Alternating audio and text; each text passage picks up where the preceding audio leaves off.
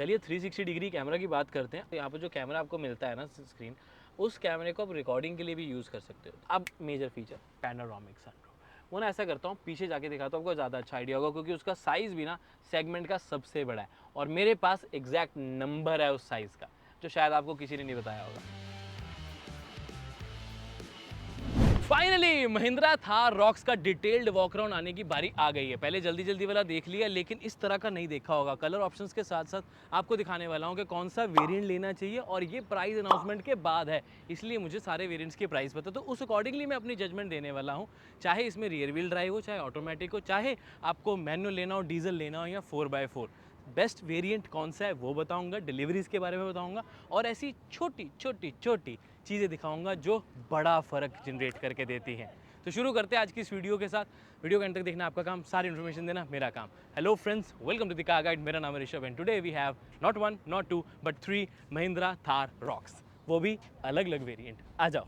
आज की video special पता है क्यों है? क्योंकि हम इसमें इंजन ऑप्शंस के बारे में बात तो करनी ही करनी है, but best value for money variant भी रखेंगे और डिलीवरीज के बारे में भी अच्छे से करेंगे डिस्कस, ठीक है?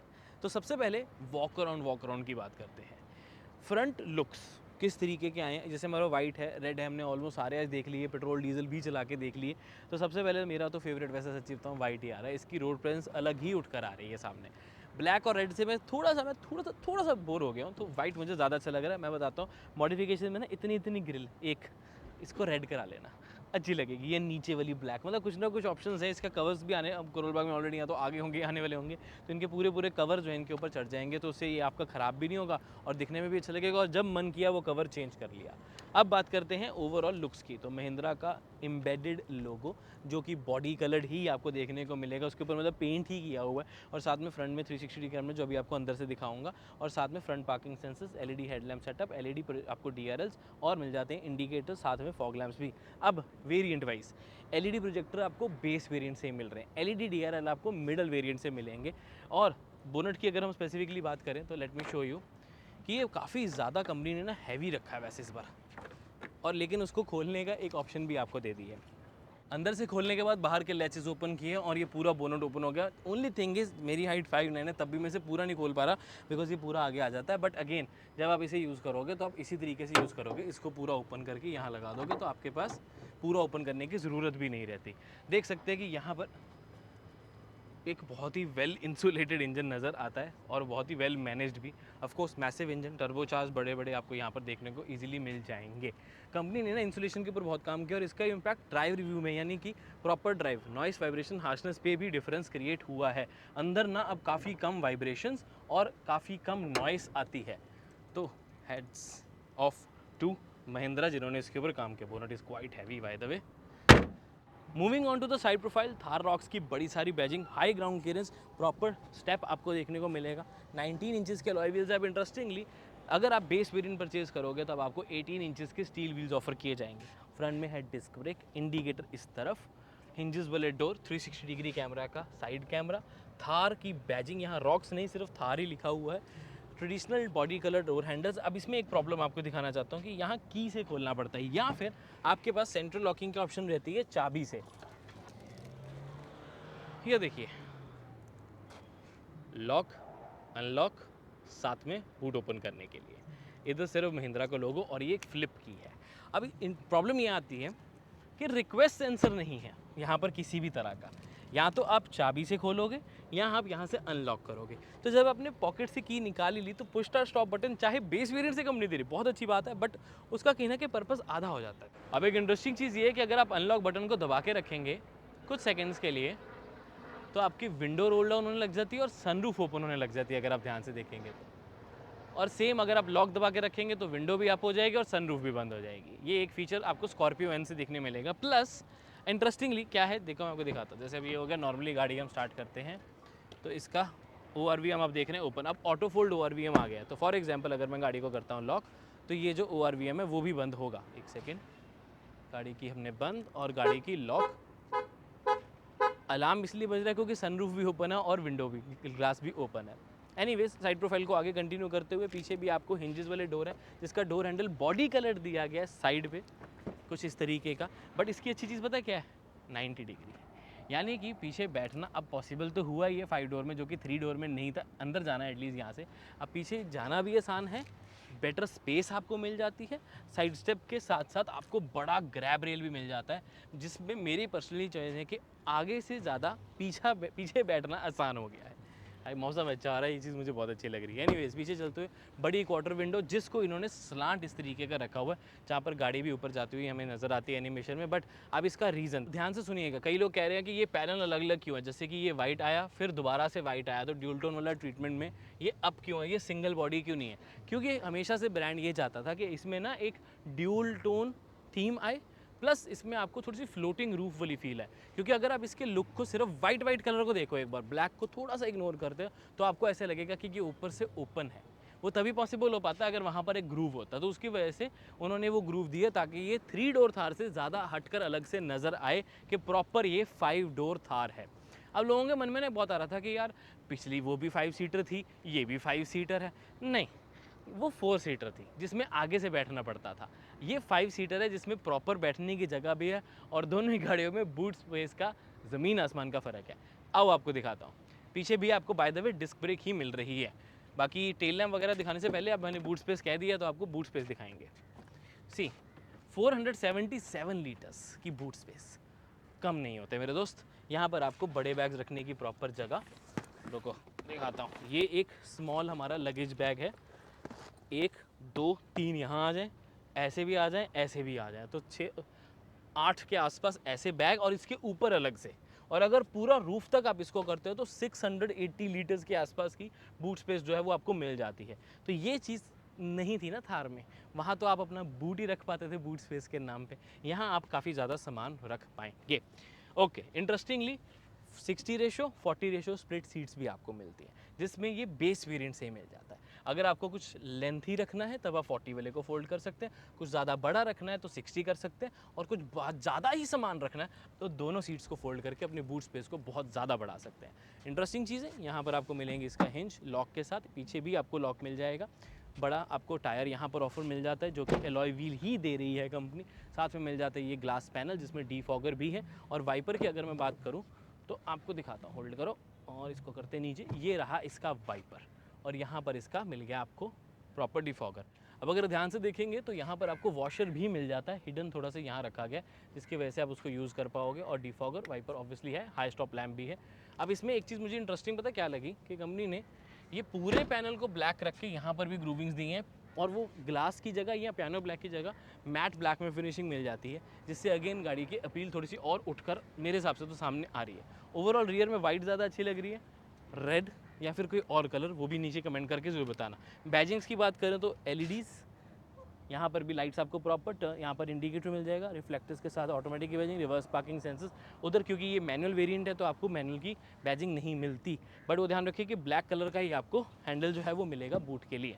ये भी कुछ इस तरीके से ओपन होगा। अब दोनों गाड़ियाँ सेम है तो दोनों के बारे में तो क्या ही बताना आपको, बड़ा पैनल से ही समझ पाओगे कि आपको कैसे मिल जाता है। बाकी फ्यूल लिड जो है वो आपको इस तरफ ऑफर किया जाता है दोनों ही गाड़ियों के, इसका इधर है और इसका उधर है।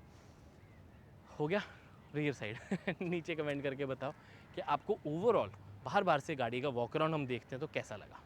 वेरिएंट चाहे जौन सा मर्जी लेना, मेरे कहने पे इन्वॉल्व 1 के कार परफ्यूम जरूर ट्राई करना। आज हमारे पास इन्वॉल्व 1 का स्पार्क जेल बेस्ड है, और इसके सबसे अच्छी बात क्या है, लीक नहीं होता, मेड इन इंडिया है। आज तो इंडिपेंडेंस डे है, बनता है इसके बारे में बात करना।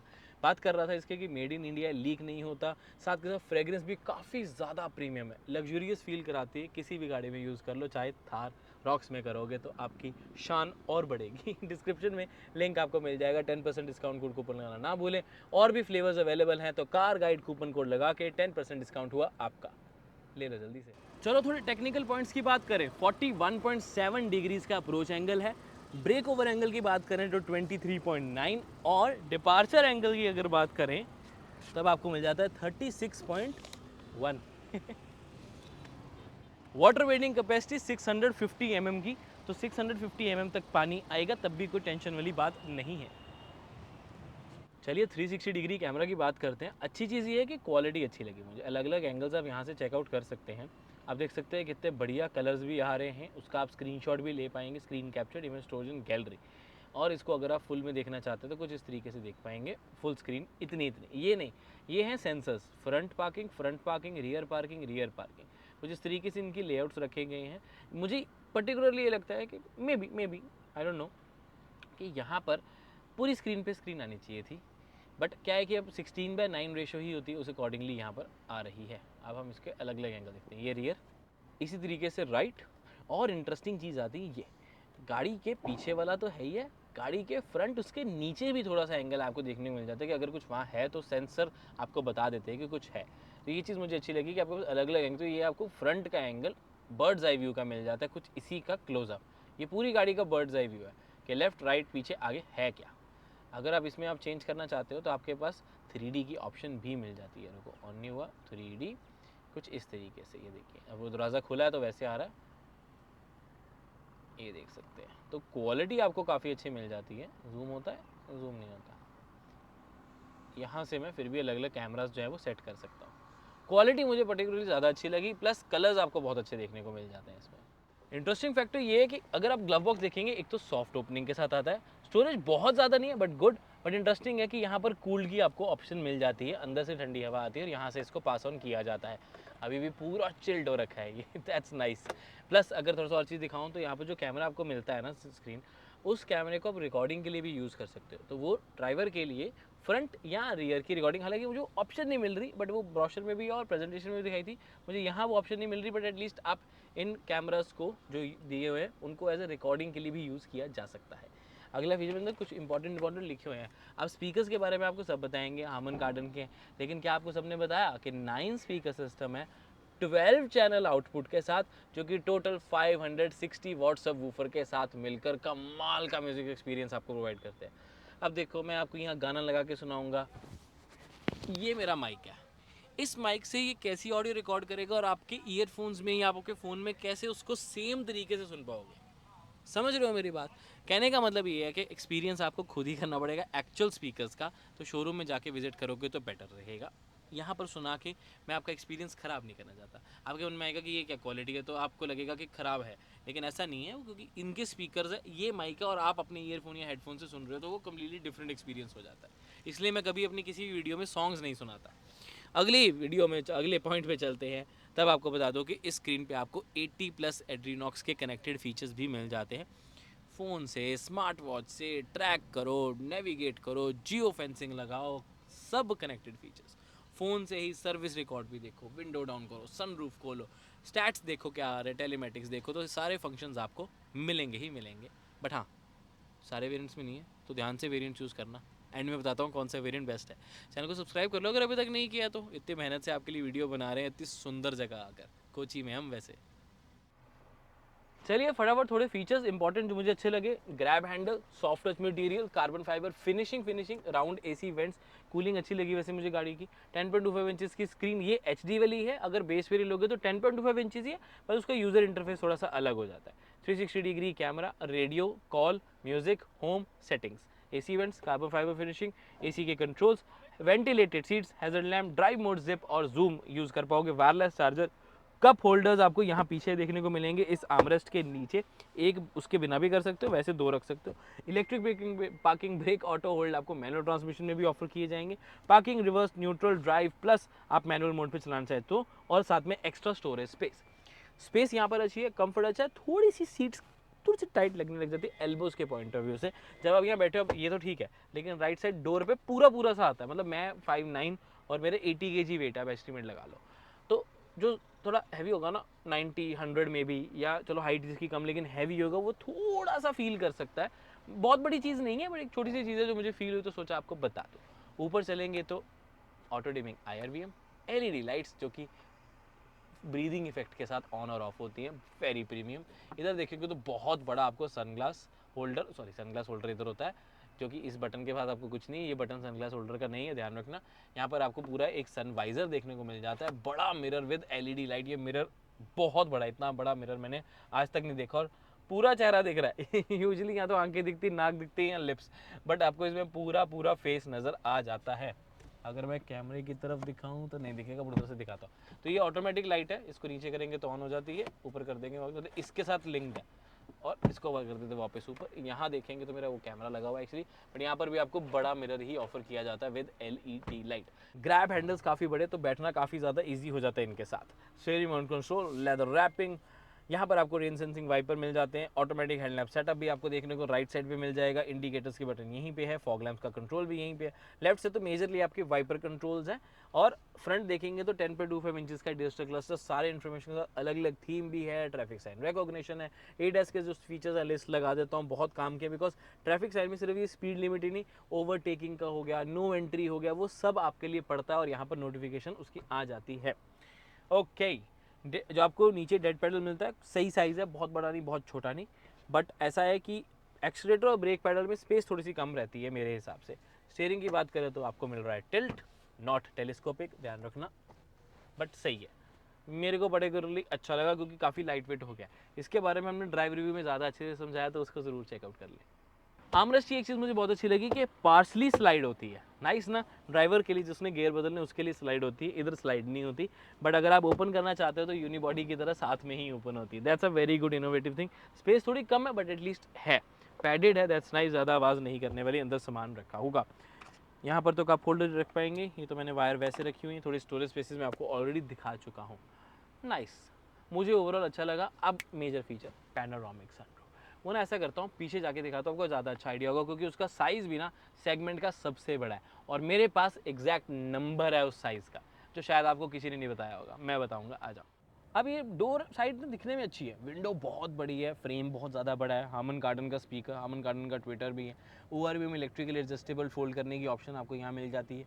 Power windows, lock unlock, window controls, chrome finishing का door handle looks very very nice, और ये गन मेटल जो फिनिशिंग है वो भी बहुत अच्छी लग रही है। बट देख रहे हो बॉटल रखने की जगह नहीं है प्रॉपरली, छोटी बॉटल रख पाओगे, जैसे ये कैन है, बस ये कैन आ गया तो और कुछ नहीं आ सकता।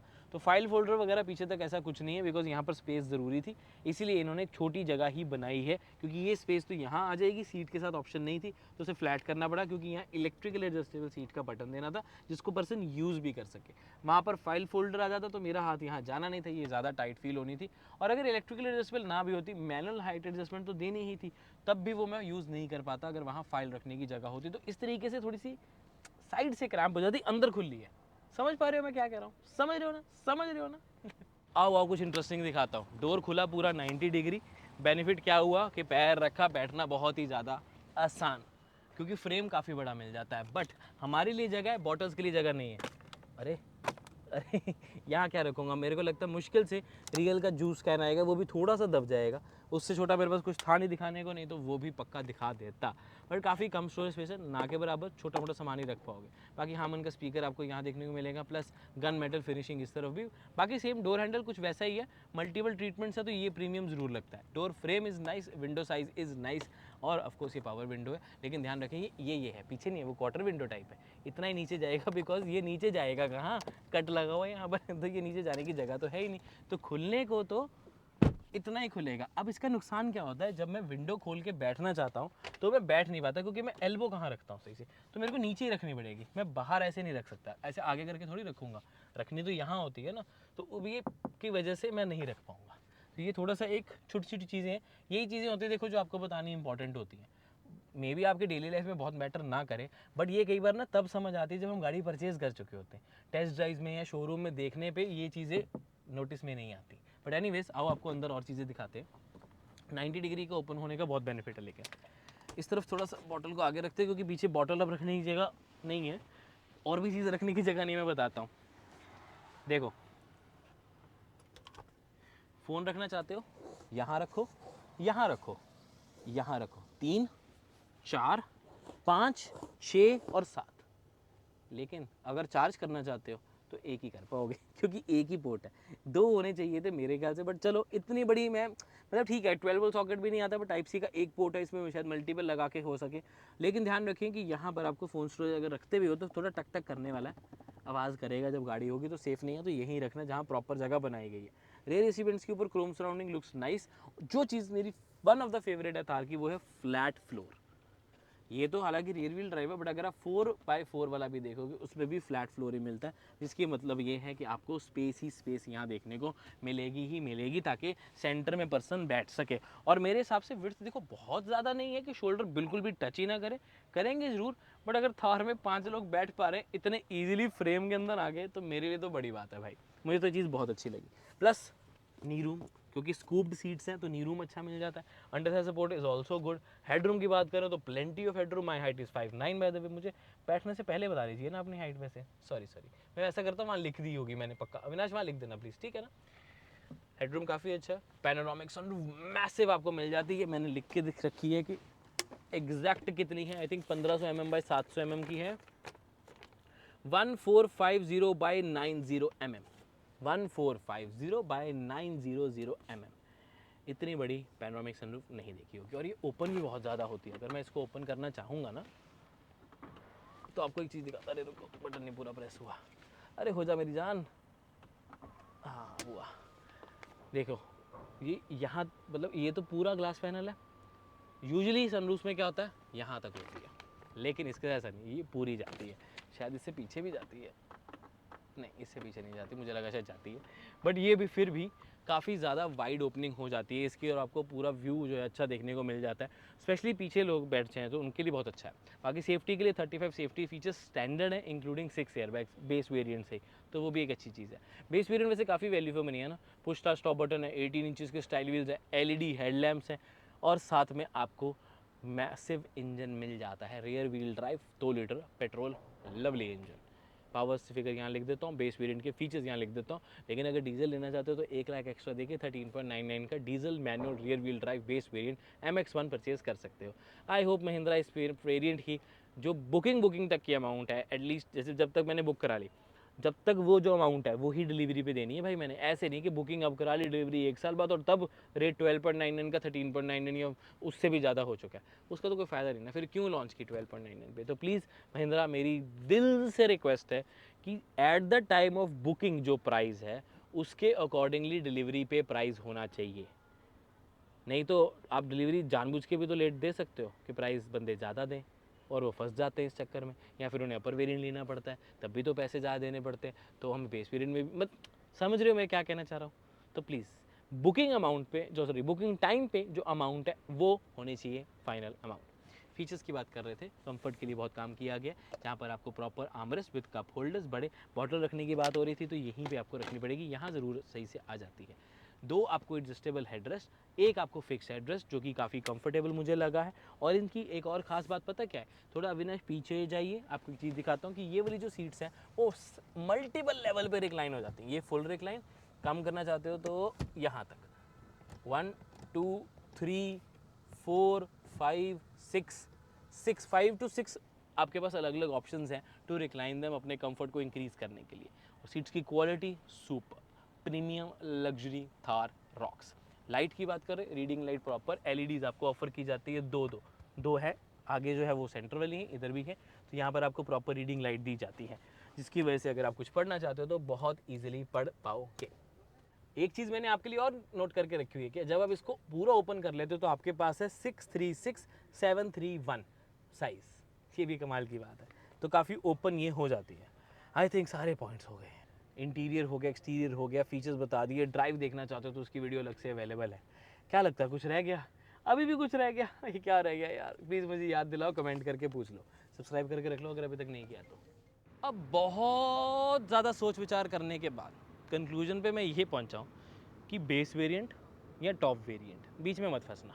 Rear wheel drive top variant purchase करना, वैल्यू फॉर मनी भी रहेगा। 4x4 की रिक्वायरमेंट हर किसी को रहती नहीं, ऑफ रोडिंग कितनी करनी होती, वो भी इतने ज़्यादा व्हील बेस के साथ, प्लस उसमें माइलेज भी कम आती है, फिर प्राइस भी ज़्यादा पे करोगे, क्यों ही करना। रियर व्हील ड्राइव लो, ऑटोमेटिक लो, या मैनुअल लेते हो तो बेस वेरिएंट लो।